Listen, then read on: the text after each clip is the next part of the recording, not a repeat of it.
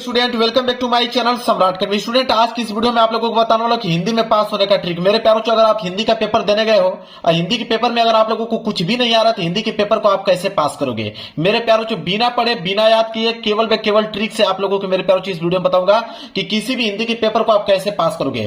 100% guarantee teacher खुश होकर पूरा का पूरा नंबर देगा और कभी जिंदगी में आप लोगों को फेल नहीं होगी, इस बात का दावा करता हूं। मेरे प्यारों देखिए आपके पास कुछ नहीं रहेगा।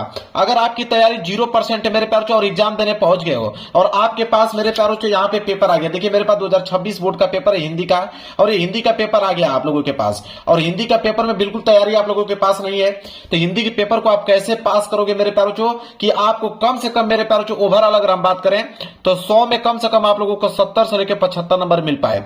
आज की इस वीडियो में यही आप लोगों को बताना कि कोई भी हिंदी का पेपर आ जाएगा उसको कैसे आप पास करोगे। सबसे पहला जो काम आप लोगों को करना है मेरे प्यारों वो है आप लोगों का रोल नंबर। सबसे पहला काम यह करना है कि अनुक्रमांक और यहाँ पे नाम अपना यहाँ पे लिख देना है सही। और मेरे पास देखिए ये हिंदी का पेपर है और हिंदी के पेपर को मैं खुद बोर्ड एग्जाम की कॉपी भी सॉल्व करके दिखाने वाला हूं बिना कुछ याद किए। केवल मेरे पास जो आपके पास पेपर रहेगा, आपके पास 2 पेन रहेगा और साथ ही साथ एक स्केल रहेगा मेरे प्यारों। इसी की सहायता से आप पूरा का पूरा हिंदी के पेपर को सॉल्व कर पाओगे मेरे प्यारों। एग्जामिनर आपको 70 से लेकर 75 नंबर दे देगा पूरा 100 में। तो चलिए देखते हैं। सबसे पहला अगर हम बात करें मेरे प्यारों तो थोड़ा सा बस आप लोग समझ लीजिए, थोड़ा सा बेसिक चीजें हैं। जैसे मान लीजिए कि यह क्लास 10th है, ठीक है, और ये क्या है आपका क्लास 12th है। थोड़ा सा बेसिक चीज है उसको समझ लीजिए मेरे प्यारों। तो क्लास 10th में मेरे प्यारों जो हिंदी का पेपर आता है तो क्लास 10th में जो हिंदी का पेपर आता है वो आता है 70 नंबर का और क्लास 12th में जो हिंदी का पेपर आता है मेरे प्यारों वो आता है 100 मार्क्स का। इस बात को जानते हो आप मेरे प्यारे बच्चों। इसमें 70 नंबर का इसलिए आता है क्योंकि इसमें प्रैक्टिकल के नंबर जुड़ते हैं। इसमें जो होता है मेरे प्यारों प्रैक्टिकल के नंबर 30 नंबर जुड़ते हैं। तो ये तो फ्री में ही आपको मिलने वाला है स्कूल के द्वारा। स्किल के द्वारा आपको फ्री में 30 नंबर मिल जाएगा। सिर्फ 70 में मेरे प्यारों आपको 50 नंबर लाने की जरूरत है। 50 और 30 मिलकर टोटल हो जाएंगे 80 नंबर। और यहाँ पे क्लास 12th वाले बच्चे टोटल 100 नंबर का पेपर होता है। आप यकीन मानिए कि 100 में आप मेरे प्यारों 70 से लेकर 75 नंबर आप बिल्कुल आसान से ला पाओगे, चाहे आपको याद हो चाहे ना याद हो। इस बात की गारंटी लेता हूं मेरे प्यारों।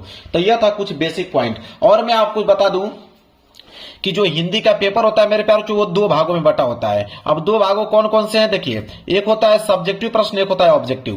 तो एक ऑब्जेक्टिव होता है और एक सब्जेक्टिव होता है। तो ऑब्जेक्टिव प्रश्नों को मैं लास्ट में डिस्कस करूंगा। सबसे पहले मैं सब्जेक्टिव प्रश्नों को डिस्कस करने वाला हूं। ऑब्जेक्टिव प्रश्न का एक ऐसा ट्रिक बताऊंगा कि वो 100% मेरे प्यारों वर्क करता है और कम से कम मेरे प्यारों अगर हम बात करें अगर 20 नंबर का ऑब्जेक्टिव है तो कम से कम आप मेरे प्यारों 12 से लेकर 13 नंबर क्वेश्चन आप आसानी से उस ट्रिक की मदद से आप सॉल्व कर पाओगे। तो आपका मेरे प्यार यहां से ऑब्जेक्टिव क्वेश्चन निकल जाएगा। लास्ट में इसको बताऊंगा। सबसे पहले हम लोग देखेंगे यहाँ पे सब्जेक्टिव प्रश्न को। देखिए मेरे प्यार सब्जेक्टिव प्रश्न आप लोगों का यहां से स्टार्ट है खंड ब और खंड ब में दिया हुआ है वर्णनात्मक प्रश्न। मेरे प्यारों सबसे पहला जो काम करना है वो बात मेरा नोट कर लेना। सबसे पहले स्केल की सहायता से अंडरलाइनिंग कर लेना। ये डबल अंडरलाइनिंग करके लेके आया ना, तो यहाँ पे जिसे हसिया बोलते हैं हिंदी में, तो आप लोगों को हसिया खींचना। मैं ऑलरेडी खींच के लेके आया हूं। जब हसिया आप लोग खींच लोगे तो सबसे पहला जो काम करना है मेरे प्यारों वो होता है रोल नंबर। आपको हर एक पेज पे यहाँ पे रोल नंबर लिखते चलना है। रोल नंबर इसलिए लिखना है ताकि आपकी कोई भी कॉपी जो मेरे प्यारों बदल ना पाए।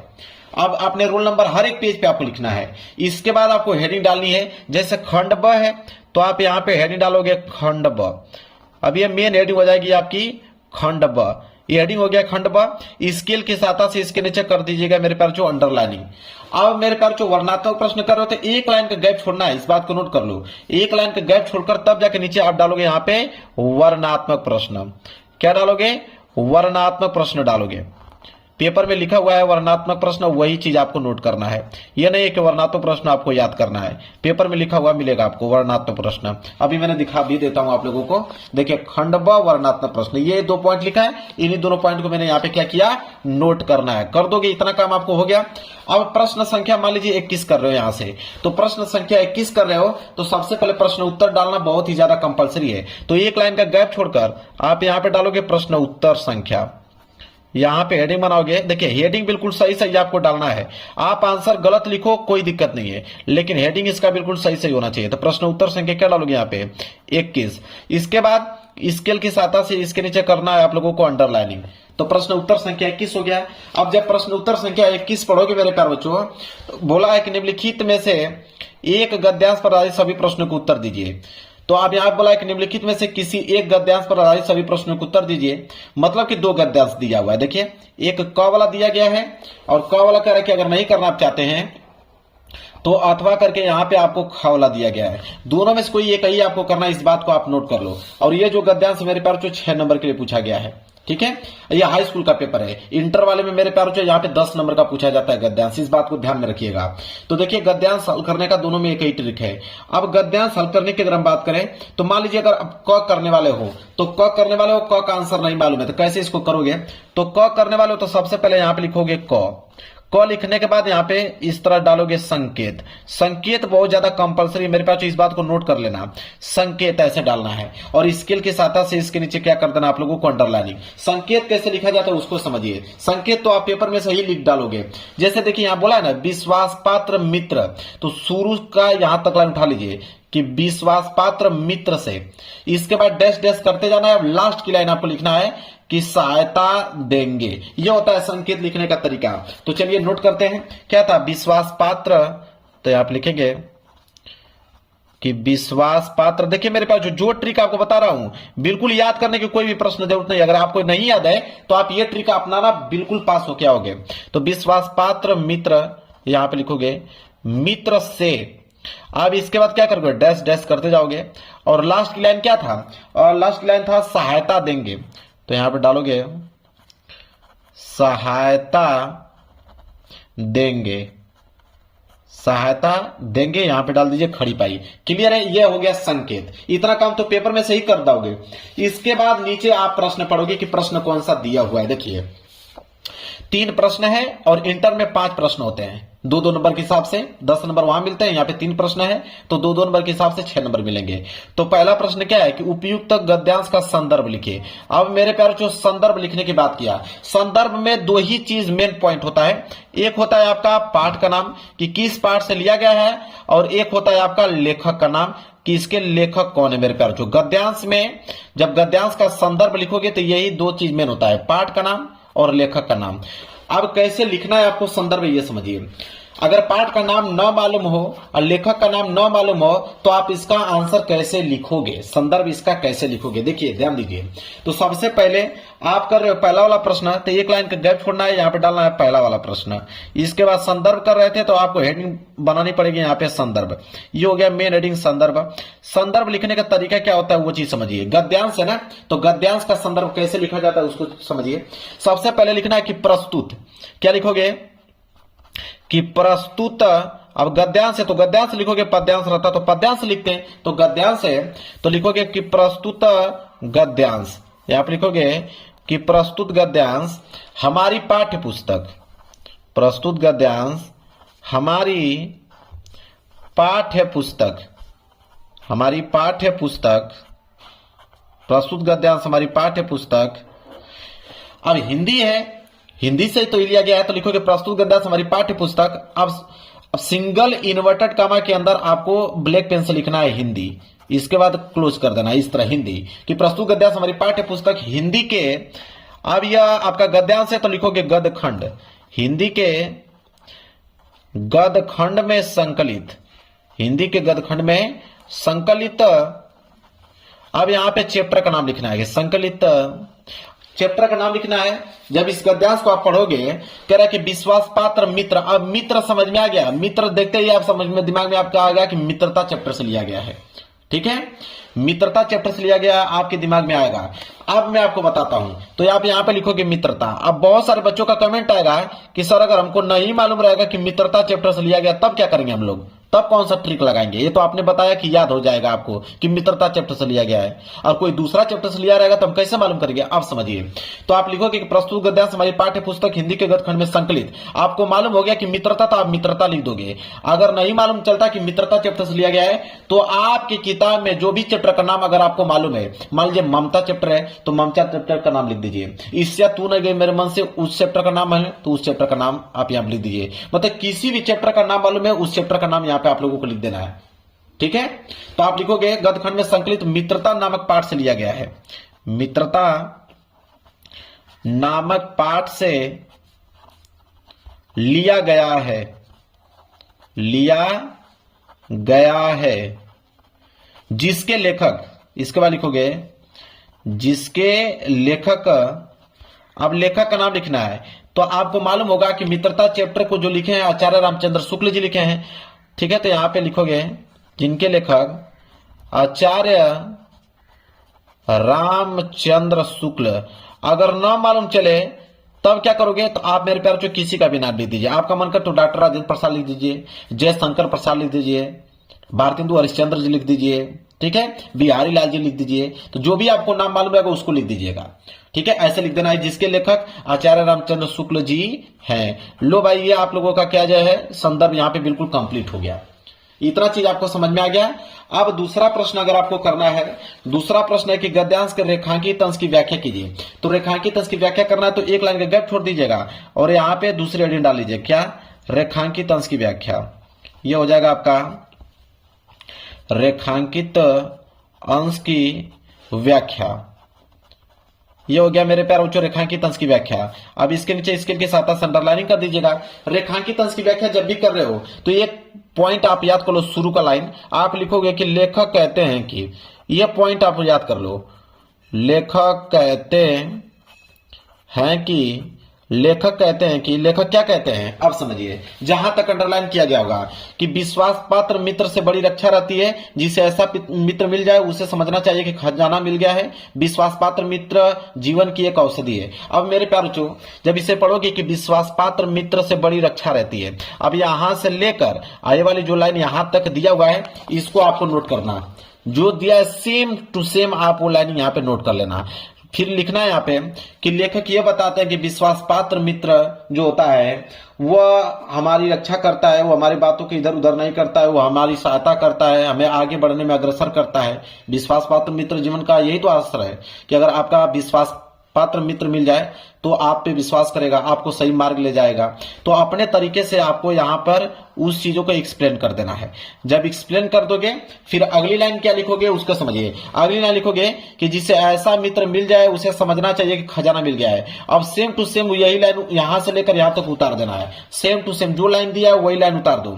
फिर इसके बाद उसके बारे में कुछ ना कुछ अपने समझाओ कि लेखक ये कहते हैं कि अगर ऐसा मित्र अगर आपको मिल जाएगा तो आपको यह समझना चाहिए कि खजाना मिल गया है, वो किसी खजाने से कम नहीं होता है ऐसा मित्र। इस तरह उसमें एक्सप्लेन करके थोड़ी चीजें आपको यहाँ पे जोड़ देना है। इसके बाद क्या लिखोगे अगली लाइन कि विश्वास पात्र मित्र जीवन की एक औषधि है।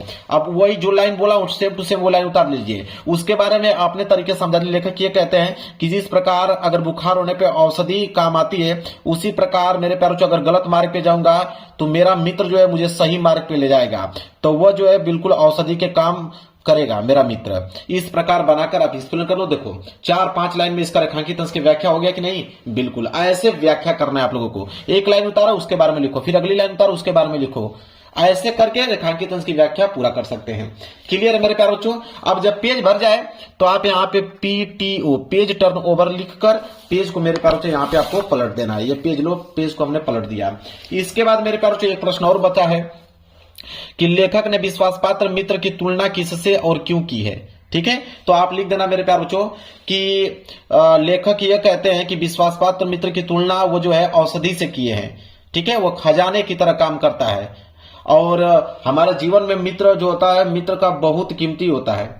उसकी मतलब मौजूदगी में हम सुरक्षित रहते हैं। वो औषधि की तरह काम करता है, हमें गलत रास्ते पे नहीं ले जाता है। उसके जो भावनात्मक विचार होते हैं वो हमें बताता है, सही मार्ग पे मुझे ले जाता है, गलत काम करने से हमें रोकता है। बस ये चीजें तो है, बस उसमें जोड़ते जाइए, कुछ ना कुछ करते जाइए। तो ये भी आंसर जो तीसरा है यहाँ पे, जब तीसरा यहाँ पे डालोगे तो इसका भी आंसर बनाकर आप लोगों को जोड़कर किसी न किसी तरह पूरा कर देना, क्वेश्चन को छोड़ना नहीं है।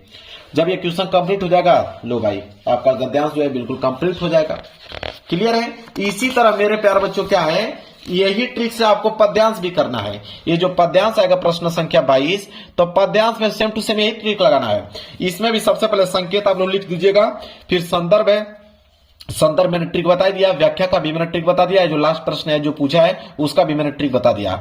तो आपका गद्यांश और पद्यांश सेम इसी ट्रिक पे मेरे प्यारे बच्चों आप लोगों का काम करेगा। इसके बाद आएगा प्रश्न संख्या 23। प्रश्न संख्या 23 जो है वो बोला है कि निम्नलिखित में से संस्कृत का गद्यांश, अगर संस्कृत के गद्यांश का ट्रिक बता दूंगा तो आप संस्कृत के पद्यांश का भी आप इस क्वेश्चन को आंसर कर पाओगे। तो एक ट्रिक समझ जाओगे गद्यांश का, तो सेम उसी ट्रिक पे पद्यांश भी सॉल्व हो जाता है। तो चलिए मैं संस्कृत का गद्यांश का ट्रिक बता देता हूं कि अगर संस्कृत का गद्यांश अगर पूछे तो उसका कैसे हल करोगे। जैसे बोला यहाँ पे कि संस्कृत गद्यांश का संदर्भ सहित हिंदी में अनुवाद कीजिए। इसका संदर्भ लिखना होता है और हिंदी अनुवाद लिखना होता है। इसमें भी दो है, एक क वाला है, एक आपका ख वाला है, अथवा करके। तो चलिए प्रश्न संख्या 23 है। तो सबसे पहले आप क्या करोगे, हेडिंग डालोगे कि प्रश्न उत्तर संख्या 23। देखिए लिखोगे प्रश्न उत्तर संख्या 23 है तो आप लिखोगे प्रश्न उत्तर संख्या 23 का मेरे प्यार जो क कर रहे हो तो आप लिखोगे क के बाद आप यहाँ पे लिखोगे संकेत लिखना मेरे प्यार जो आप लोगों को बता ही दिया हूं। संकेत लिखने का ट्रिक यह है कि शुरू के कुछ लाइन यहां तक लिख दीजिए, वाराणसी सुविख्यात तक लिख दीजिए यहां तक, इसके बाद डैश डैश करते जाइए और लास्ट की लाइन क्या है मेरे प्यार बच्चों, यहाँ पे बहुप्रसंति, इसको यहाँ पे लिख दीजिए। ये हो गया संकेत का काम करेगा। इसके बाद मेरे प्यार इसमें दो ही चीज बताना होता है, एक संदर्भ एक हिंदी में अनुवाद। तो पहली हेडिंग यहाँ पे डालोगे संदर्भ, ठीक है। इसमें दो ही चीज बताना होता है, संदर्भ और एक होता है हिंदी अनुवाद। तो संदर्भ यहाँ पे नोट कर लिया और नीचे यहाँ पे लिख दोगे हिंदी अनुवाद, दो ही चीज लिखना होता है। तो देखिए संदर्भ में मेरे प्यारों इसमें यह होता है, संस्कृत के गद्यांश में सिर्फ यह बताया जाता है कि किस चैप्टर से लिया गया, इसके लेखक का जिक्र नहीं होता है संस्कृत के गद्यांश में, इस बात को नोट कर लीजिएगा। तो जब आप पढ़ोगे तो देखिए वाराणसी सुविख्यात प्राचीन नगरी, तो आपको समझ में आ गया कि वाराणसी चैप्टर से लिया गया है, ठीक है। इसी तरह मेरे प्यारों जब आप पढ़ोगे दूसरा कोई, जैसे यहाँ पे है कि मानव जीवन से संक्रमण संस्कृति, इसमें आपको समझ नहीं आ रहा है कि किस चैप्टर से लिया गया है, तो आप लिख लीजिए कि मानव जीवन से चैप्टर से लिया गया है, ठीक है। ऐसे आपको यहाँ पे लिखे देखिए मानव जीवन चैप्टर से लिया गया है। यहाँ पे बना सकते हो अस्माकल जीवन चैप्टर से लिया गया है, ठीक है। यहाँ पे बना सकते हो अस्माकल संस्कृति चैप्टर से लिया गया है। जब आपको नहीं समझ में आएगा तो इस बीच में से कोई भी वर्ड उठा लीजिए, आप उनको कह दीजिए कि इस चैप्टर से लिया गया है। तो जैसे यहाँ पे वाराणसी, तो आप लिखोगे वाराणसी चैप्टर से लिया गया है। तो इसमें लिखोगे, इसका लिखने का तरीका क्या होता है, संदर्भ ये चीज समझिए। इसमें लिखा जाता है इस तरह, लिखोगे कि प्रस्तुत गद्यांश, लिखोगे कि प्रस्तुत गद्यांश हमारी पाठ्य पुस्तक, प्रस्तुत गद्यांश हमारी पाठ्य पुस्तक हिंदी के, पाठ्य पुस्तक हिंदी के, अभी आपका संस्कृत का गद्यांश है तो आप लिखोगे संस्कृत खंड, हिंदी के संस्कृत खंड के वाराणसी चैप्टर से लिया गया है। तो ब्लैक पेन से लिख दो यहाँ पे कि वाराणसी पाठ से लिया गया है, वाराणसी पाठ से लिया गया है, लिया गया है। इस तरह मेरे प्यारों आपको दिमाग लगाना है। लो भाई हो गया, ये हो गया संदर्भ। हिंदी अनुवाद की अगर हम बात करें मेरे प्यारों तो इसका हिंदी अनुवाद क्या होगा, तो अब जो दिया है यहाँ पे कि वाराणसी सुविख्यात प्राचीन नगरी, मतलब वाराणसी जो है वो प्राचीन काल की नगरी है, इस तरह आपको बनाना है। मतलब वाराणसी बहुत प्रसिद्ध प्राचीन नगरी है। यहाँ पे लिख दीजिएगा कि अब यहाँ पे आपको नहीं समझ में आ रहा है तो बस वाराणसी में आप जोड़ते जाइए। क्या जोड़ोगे कि यह जो है यहाँ पे स्वच्छ जल होते हैं, गंगा के किनारे पे यह स्थित है, यहाँ पे उसके वाराणसी पे अनेकों घाट है जो कि रात को बहुत सुंदर दिखने में लगते हैं, ठीक है। और बहुत से लोग यहाँ पे घूमने के लिए आते हैं अलग अलग देशों से, और यहाँ पे उनकी घाटों को देखकर उनकी प्रशंसा करते हैं। बस ऐसे जोड़कर आप 3 से 4-5 लाइन लिख दोगे, एग्जामर समझ में आ जाएगा एग्जामर को कि हाँ आपने इसका हिंदी अनुवाद किया है, पूरा का पूरा नंबर दे देगा आपको, ठीक है। 1 नंबर नहीं काट सकता है। तो जो चीज हम लोग बताएं वही चीज यहाँ पे आपको लिखते जाना है हिंदी अनुवाद में। लो भाई कंप्लीट हो गया ये भी चीजें। इसी तरह संस्कृत पद्यांश करना होगा तो आप यहाँ पे देखिए प्रस्तुत गद्यांश है ना, तो आप लिखोगे प्रस्तुत पद्यांश कि प्रस्तुत पद्यांश हमारी पाठ्य पुस्तक हिंदी के संस्कृत खंड के, अब जिस भी चैप्टर से, मान लीजिए ये वाला कर रहे हो, आपको समझ नहीं आया कि किस चैप्टर से लिया गया है, ठीक है। तो यहाँ पे लिख दीजिए कि पंडिता चैप्टर से लिया गया है, चाहे दुर्गामी चैप्टर से लिया गया है, हो गया। इसी में से वर्ड उठा लीजिए कि दुर्गामी चैप्टर से लिया गया है या पंडिता चैप्टर से लिया गया है, ठीक है, जनाती चैप्टर से लिया गया है। इस तरह आपको बनाकर यहाँ पे संदर्भ लिख दीजिएगा। और हिंदी अनुवाद में भाई यहाँ पे बोला अब तो दुर्गामी साक्षरो न च पंडिता, तो पंडितों के बारे में किया गया तो पंडितों के बारे में कुछ ना कुछ आपको इस तरह लिख देना है, ठीक है। अमुख उनकी प्रशंसा कर देना है, ठीक है। ऐसे आपको करते हुए मेरे प्यारों को इसका आंसर लिख देना है। समझ में आ गया आप लोगों को। तो ये हो गया आप लोगों का संस्कृत का गद्यांश और पद्यांश सॉल्व करने का ट्रिक मेरे प्यारों को। यहां तक चीजें आपको समझ में आ गया। अब मैं आपको बताऊंगा यहाँ पे जीवन परिचय, ठीक है। तो आपको एक लेखक का जीवन परिचय का ट्रिक अगर मैं बता देता हूं तो उसी पे मेरे प्यारों को आप कभी का भी जीवन परिचय का ट्रिक आप लोग यहाँ पे बना लीजिएगा। तो चलिए मैं बता देता हूँ एक ट्रिक कि लेखक का जीवन परिचय अगर आपको याद ना हो तो कैसे आप लिखोगे। देखिए मेरे पास जो सबसे पहले प्रश्न उत्तर संख्या 26 का क है, तो सबसे पहले जब जीवन परिचय लिख रहे हो तो सबसे पहले आपको हेडिंग डालना है कि प्रश्न उत्तर संख्या, लिखोगे कि प्रश्न उत्तर संख्या 26 का क है तो लिखोगे 26 का क। यहां आपने लिख दिया कि 26 का क। अब इसमें आपको 3 दिया है कि आचार्य रामचंद्र शुक्ल जी, जयशंकर प्रसाद, डॉक्टर राजेंद्र प्रसाद। मान लीजिए आप जयशंकर प्रसाद का लिखना चाहते हो दूसरा, तो आप यहां पे लिखोगे दूसरा। जयशंकर प्रसाद तो आप यहां पे लिख दीजिए कि जयशंकर प्रसाद, ताकि एग्जामिनर को मालूम चल पाए कि हाँ आपने जयशंकर प्रसाद का जीवन परिचय लिखा हुआ है। मेन हेडिंग हो जाएगी आपकी यहाँ पे जीवन परिचय, तो यहाँ पे डालिएगा जीवन परिचय, ये हो जाएगी आपकी मेन हेडिंग जीवन परिचय। सबसे पहला जो काम करना है मेरे प्यारे बच्चों वो होता है संक्षिप्त परिचय। अगर आपको संक्षिप्त परिचय याद है मेरे प्यारे बच्चों, इसके बाद तो कोई भी दुनिया का जीवन परिचय लिख दोगे। अब संक्षिप्त परिचय में होता क्या है, संक्षिप्त परिचय में आपको लिखना क्या है, नाम। आप यहाँ पे लिखिएगा नाम, और नाम के बाद यहाँ पे लिखिएगा अगला कॉलम जन्म। जन्म के बाद मेरे प्यारे बच्चों यहाँ पे लिखिएगा स्थान, मतलब कि उनका जन्म स्थान कहाँ पे है। इसके बाद यहाँ पे लिख दीजिए पिता का नाम, माता का नाम अगर मालूम है तो माता का नाम यहाँ पे लिख दीजिए।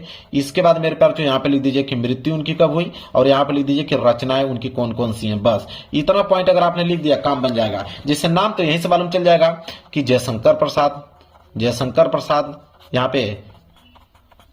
इसके बाद अगर जन्म की बात करें तो जन्म मेरे प्यारों इनका हुआ था 1889 ईस्वी में। इस बात को मेरे प्यारों नोट कर लो, नहीं मालूम है तो कुछ भी आप लिख सकते हो, कोई दिक्कत नहीं है। स्थान काशी में हुआ था मेरे प्यारों। काशी कहां पे पड़ता है, वाराणसी में पड़ता है, वाराणसी। इस तरह यहां पे लिख दीजिए वाराणसी में पड़ता है। इसके बाद मेरे पास पिता का नाम क्या था, देवी प्रसाद। अगर न मालूम हो तो किसी भी पिता का नाम यहाँ पे लिख सकते हो, कोई दिक्कत नहीं है।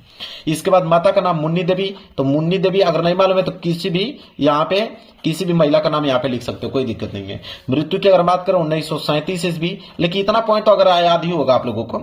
रचना की बात करें तो कमाई, अगर रचना ना मालूम हो तो किसी भी लेखक का रचना अगर आपको याद है तो उनका यहाँ पे मेंशन कर दीजिए, कोई दिक्कत नहीं।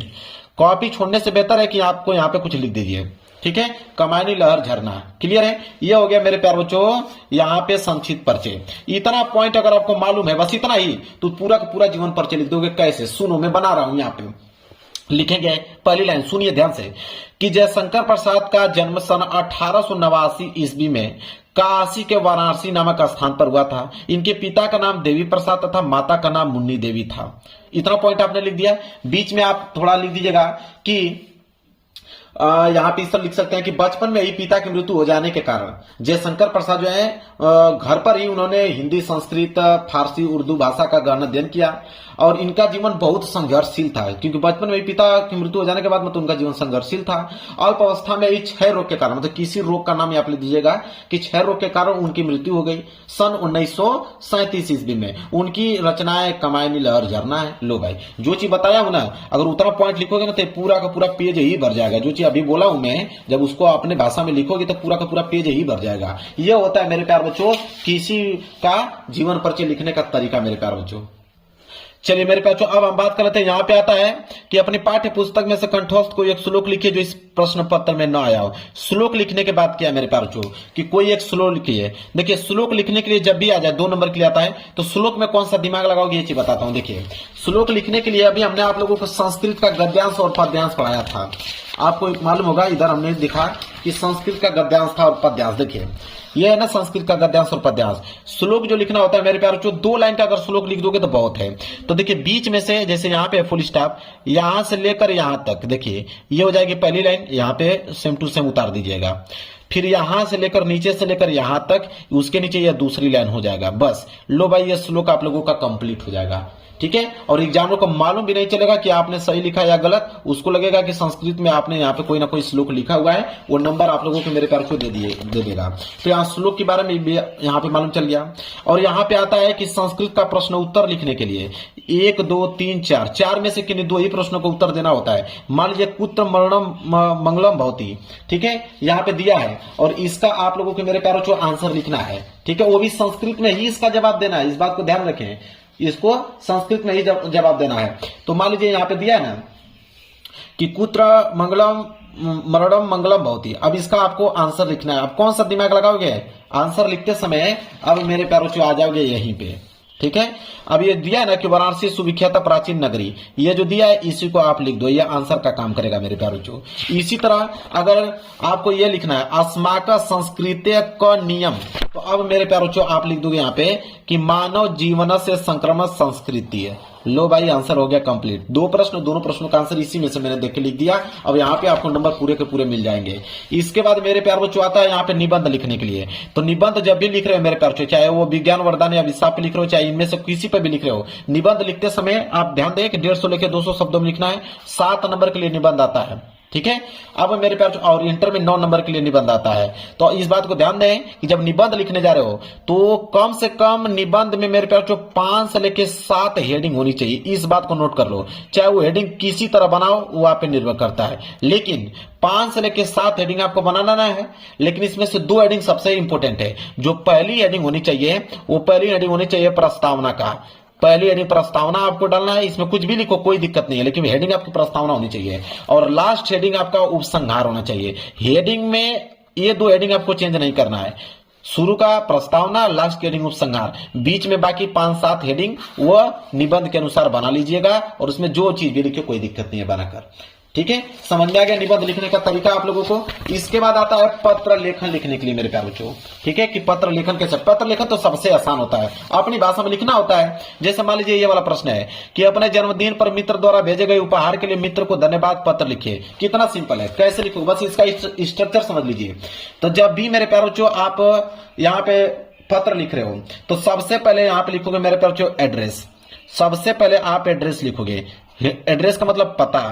तो आप पता तो मालूम है सबको, ग्राम, पोस्ट, ठीक है, डिस्ट्रिक्ट, ये सारी चीजें आप नाम लिख दोगे। इसके बाद आप लिखोगे दिनांक। दिनांक यहाँ पे मेंशन कर देना है। इसके बाद किसको लिख रहे हो, पिता का लिख रहे हो तो यहाँ पे प्रिय पिताजी लिखना है। फ्रेंड का लिख रहे हो, फ्रेंड का जो भी नाम होगा राहुल, तो प्रिय राहुल, ठीक है। यहाँ पे जिसको भी लिख रहे हो यहाँ पे लिख देना है। फिर यहाँ पे लिखना है सप्रेम नमस्कार। सप्रेम नमस्कार मतलब मेरा नमस्कार आपको है। इसके बाद कमा लगा दीजिए। इसके बाद यहां से लिखना चालू कर दीजिए। सबसे लाइन पहला ये आपको लिखना है कि मैं यहां कुशल से हूं, चाहे मैं यहां अच्छा हूं, आप बताएं आप कैसे हैं, ठीक है। तो देखिए जन्मदिन पे लिखना है तो आप कुछ भी लिख सकते हो कि मैं यहां कुशल से हूं और तुम्हारी कुशलता की कामना करता हूं। तुम मेरे जन्मदिन पर एक ऐसा गिफ्ट भेजे जो मेरे लिए बहुत पसंदीदा था। और कल मेरे नाम से एक पार्सल आया तो मैंने पार्सल खोला तो देखा तो उसमें एक किताब आई थी, ठीक है, जो कि तुमने मेरे जन्मदिन पर भेजी थी। वो किताब बहुत अच्छी थी। मैंने उसमें बहुत सारी कहानियां दी थी। मैंने कहानी को पढ़ा, कहानी बहुत अच्छी लगी और माता पिता और भाई बहनों को भी कहानी पढ़ाया। और इस कहानी को पढ़कर वो तुम्हारी इस गिफ्ट की तारीफ की, ठीक है। और दुआ करता हूं कि तुम अच्छी होगी, अपनी पढ़ाई अच्छे से कर रही होगी। बुखार होने के कारण तुम मेरे जन्मदिन पे नहीं आई, लेकिन तुमने बहुत ही प्यारा सा गिफ्ट भेजा। आशा करता हूं कि तुम अच्छी हो जाओगी और अपनी पढ़ाई पूरी करोगी। तुम्हारे पढ़ाई में बहुत अच्छा मन लगता था, इसलिए तुम अच्छे से पढ़ाई करो और कोई ना कोई आप जॉब ले लो, ठीक है। इस तरह आप लोगों को करना है। और मैं तुम्हें धन्यवाद पत्र देती हूं और आशा करता हूं कि मैं तुमसे जल्द ही मिलने आऊंगा। जो भी चीजें हैं जो आपके मन में चल रहा हो उनको एक्सप्लेन करना चाहते हो, धन्यवाद देना चाहते हो, जो भी चीजें किस चीज में वो अच्छी थी वो लड़की, उसकी तारीफ करते हुए आपको यहाँ पे पूरा कर देना है। इतना काम आपको कर देना मेरे प्यारे। और लास्ट में लिख देना कि अगर फ्रेंड को लिख रहे हो तो लिख देना कि तुम्हारी सहेली, अगर दोस्त है तो तुम्हारा दोस्त, और पिता को लिख रहे हो तो तुम आपका यहाँ पे पुत्र, इस तरह लिख देना। और नाम में यहाँ पे क ख ग लिख दीजिएगा। बस लो भाई हो गया। मतलब कि पत्र लिखना बिल्कुल आसान होता है। बस आपको पता, दिनांक और यहाँ पे नमस्कार, बाकी बीच में जो लिखना होता है वो तो तारीफ ही करनी होती है। उनका हालचाल लेना होता है, उनके माता पिता का हालचाल लेना होता है, उनके लड़कों का हालचाल लेना होता है। यही चीज तो बीच में होता है कि इसके बारे में लिख रहे हो, कंडीशन के बारे में वहां पे व्यक्त करना होता है। और लास्ट में ये वाली लाइन, इसी को देखकर एग्जामिनर नंबर देता है। एग्जाम के पास टाइम थोड़ी रहता है कि पूरा एक एक वर्ड आपका पड़ेगा। वो आपका एक बार स्ट्रक्चर देखा, आपने सही लिखा है, नंबर तुरंत आपको देके हटा देगा। समझ में आ गया आप लोगों को मेरे प्यारे बच्चों? यह काम आप लोगों को करना है। क्लियर है? चलिए इसके बाद मेरे प्यारे बच्चों अब हम बात करेंगे ऑब्जेक्टिव प्रश्न को लेकर। मैंने जरूर जिक्र किया था कि ऑब्जेक्टिव प्रश्न लास्ट में बताऊंगा आपको। तो देखिए ऑब्जेक्टिव प्रश्न का अगर हम ट्रिक बात करें तो उसमें 4 ऑप्शन होते हैं, A B C D, 4 option होते हैं। अब मेरे प्यारे बच्चों ध्यान दें आप, अगर पहला नियम यह कहता है कि अगर चारों ऑप्शनों में से अगर एक ऑप्शन आ जाए कि इनमें से सभी, तो आपको मेरे प्यार जो उस वाले ऑप्शन पे क्लिक करना है।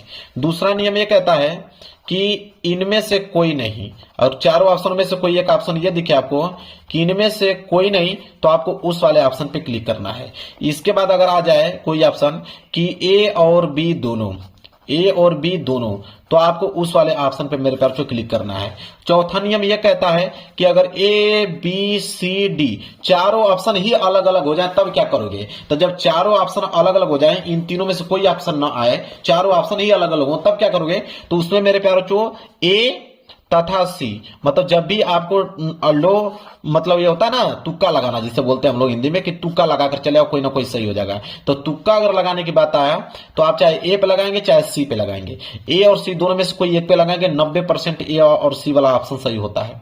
तो इनमें से कोई आएगा तो ये वाला कर देना, और न समझ में आए तो या तो ए पे लगा दीजिएगा या तो सी पे उसको रंग के चले आना है। यह है ऑब्जेक्टिव प्रश्न का एक बेसिक सा मेरे प्यारों ट्रिक है। इस ट्रिक की मदद से आप 20 में से कम मेरे बच्चों 12 से लेकर 13 क्वेश्चन आप आसानी से सॉल्व कर पाओगे।